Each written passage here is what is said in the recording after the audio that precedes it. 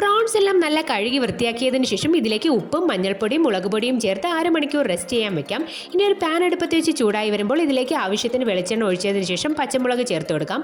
ജിഞ്ചറും ഗാർലിക്കും നന്നായിട്ട് ക്രഷ് ചെയ്തിട്ട് ഇതിലേക്ക് ചേർത്ത് ബ്രൗൺ നിറമാകുമ്പോൾ കോരി മാറ്റി വെക്കാം.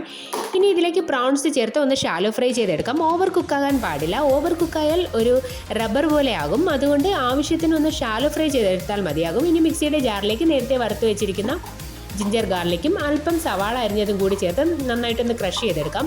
ഇനി പ്രോൺസ് ഒന്ന് ഷാലോ ഫ്രൈ ആയി വരുമ്പോഴേക്കും ഇതേ എണ്ണയിലേക്ക് തന്നെ സവാള അരിഞ്ഞതും ക്രഷ് ചെയ്ത സവാള മിക്സും കൂടി ചേർത്ത് നന്നായിട്ട് ബ്രൗൺ നിറമാകുന്നവരെ വഴറ്റിയെടുക്കാം.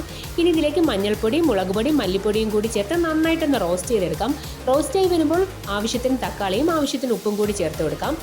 തക്കാളി ഒന്ന് വെന്ത് വരുമ്പോൾ ഇതിലേക്ക് അരിഞ്ഞു വെച്ചിരിക്കുന്ന ക്യാപ്സിക്കം ചേർത്ത് കൊടുക്കാം. ആവശ്യത്തിന് വെള്ളം കൂടി ഒഴിച്ച് നന്നായിട്ട് തിളച്ച് വരുമ്പോൾ നേരത്തെ വറുത്ത് വെച്ചിരിക്കുന്ന പ്രോൺസും കൂടി ചേർത്ത് നന്നായിട്ട് വെട്ടി തിളപ്പിച്ച് വറ്റിച്ചെടുക്കാം.